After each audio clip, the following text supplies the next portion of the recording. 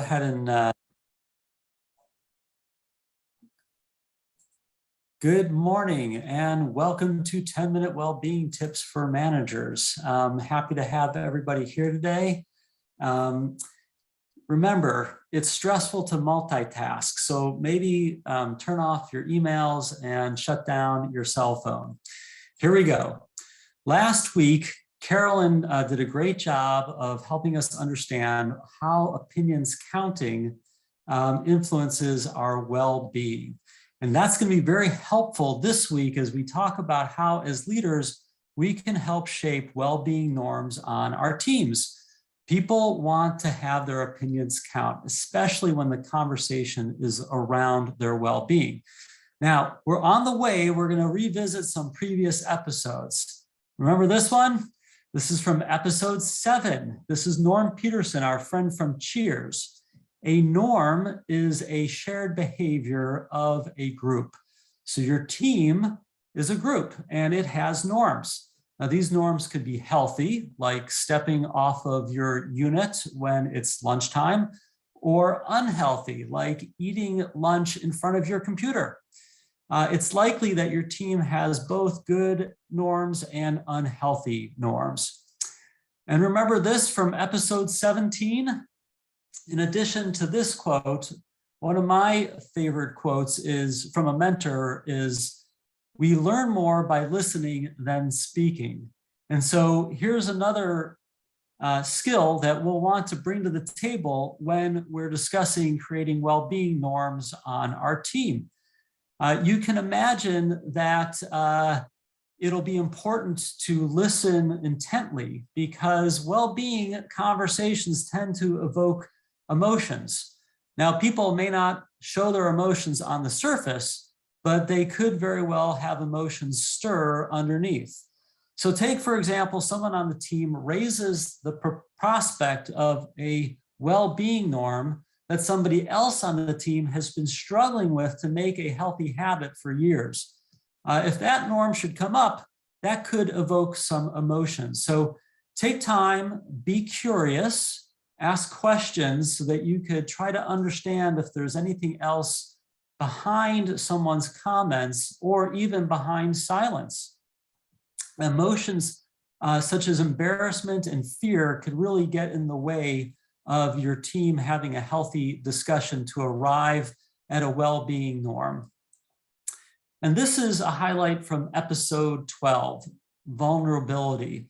If we can allow ourselves to be vulnerable, if we can make ourselves authentic, show our weaknesses, it's going to make it easier for someone else on the team to show their weaknesses and challenges as well.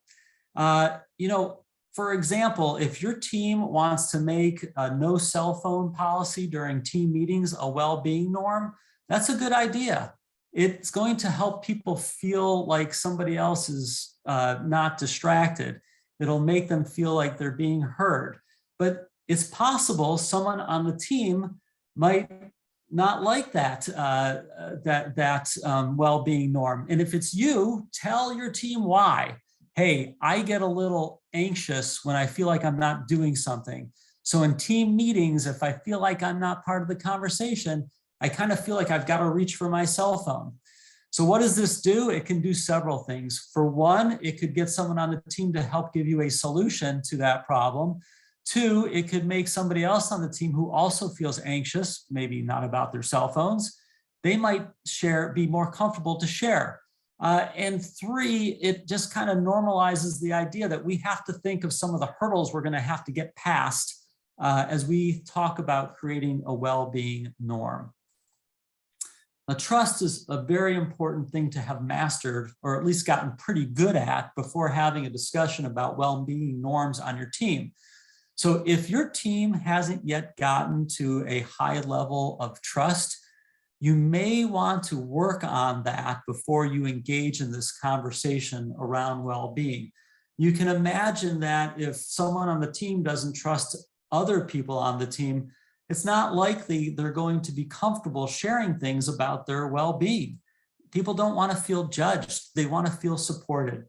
Now, keep in mind, all of these episodes that I previously reflected on are available on the Office of Wellbeing website, so you can refresh your memory on the topic and then use that information to support your journey as well as the journey of your team. So you're getting ready to have this conversation with your team. My recommendation is that you go into this discussion with some ideas about possible norms. You can think about things that people on the team have previously told you, things that you observe on the team, and get an idea of what possible norms your team might be interested in. And there's a few reasons to do this. One, you might have to, if people are shy, you might have to give an example of what a well-being norm could be. You also want to possibly shape the direction of the norm discussion. My recommendation is that you try to steer the group towards opportunities around work-related or work-focused norms. So some things are much more related to well-being in the workplace, and some things kind of spill over into home life, and some things could evoke more emotions. So you could imagine that discussion around well-being norms that has to do with eating or how we reduce our stress might evoke more strong feelings than a discussion about how are we going to manage our work-life balance. You want to make sure the whole team gets involved. So if you know that some people are shy on the team, maybe you start the team meeting by having a 30-second timer and everybody gets to propose one norm and you go around the table. Consider the people who are usually outspoken on your team. Are they going to be helpful in the conversation, or do you think they might be distractors? What kind of norms might they be interested in, and what kind of norms do you think that they're going to really push against? You want to try to consider them before you get into the meeting so that the conversation doesn't get off track. If you've been including well-being as an agenda item for some time now, then this discussion around creating a well-being norm on the team probably won't come too much as a surprise. Not only that, but some people on the team might be looking to you as a role model, and they may have been too shy to ask you or want to participate in the same behaviors that you demonstrate in work that are healthy and support well-being. Once you decide on your well-being norm, find resources and share them with your team. If the norm turns out to be that everyone's going to move during the workday, during lunch, then maybe you send them a reminder on Wednesday mornings. Hey, at noon, there's a 15-minute Walking Wednesday meetup. So here's the link. Make your well-being norms achievable and try to remove obstacles. Figure out what's getting in the way so that things can be more likely to succeed. At some time, you're going to need to stop listening and maybe start shaping, because there's probably going to be a lot of good ideas. Try to encourage your team to choose an achievable well-being norm. You really want to win. You don't want to create a well-being norm that's going to be so difficult to reach that it's not achieved, and then getting the team back together to try again is going to be a little bit more difficult. So if the norm is going to be movement at lunch, try a small goal, like maybe 5 minutes a day at lunchtime, and don't start with like 30 minutes. Okay, so what are the tips this week? Before you go and have a discussion with your team about how to create a well-being norm, wait. The next 4 weeks are all going to be about shaping a work-life balance norm on your team. Every week for the next 4 weeks, we'll address a different work-life balance norm that your team may want to adopt. And at the end of this, we're going to give you a worksheet that you might use with your team to make the process much easier. In the meantime, for your own well-being, think about what norms you currently are part of that may be unhealthy. Are there norms at home or in the workplace that you're part of that are unfortunately affecting your health in the wrong direction? Think about it and try to address it so that you can remove yourself from this norm and not do everything that everybody else is doing, which could be unhealthy. So in the chat box, Meg is going to put a 2-question survey, and next week will be the first of 4 sessions on work-life balance. Don't forget, we have a lot of great resources. Meg is going to put an additional one in the chat box today. Please join us on our social media channels by sharing what you and your team are doing on your well-being journal. And it's time to take questions. I'm going to shut my slides. Okay. I'm going to, Meg, am I still sharing my screen? You are, yes. Oh, shoot. Okay. I'm going to figure this out, everybody. I know I've been doing this for a half a year, but I'm going to figure it out. Stop, pause sharing. How's this? No better. No better. Oh, gosh. Okay. Do we have questions? We do. The first question, Dr. Safir, is what norms have you instilled or have integrated within your team? And of the norms that you have tried, what have you found to be successful, or was there any ones that maybe you tried to implement with your team and didn't work out the way you wanted them to? Well, that's a great question. So we have our team meetings on Mondays, and I more often than not start out by asking our team what people did over the weekend, because I think it's important for us to get to know each other as people outside of work and build a sense of community. So that's one norm.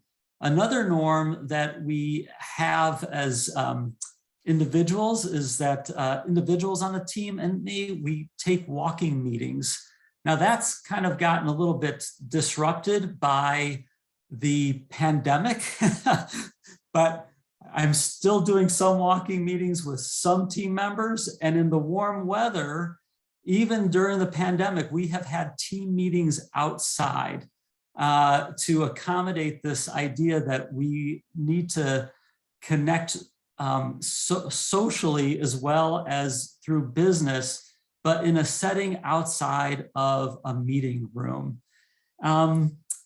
Meg, let me ask you, we work together on the same team. Is there a well-being norm that we tried to do together that failed? So I'm not trying to avoid that part of the question. I just can't, I'm sure there is, but I just can't remember what it is.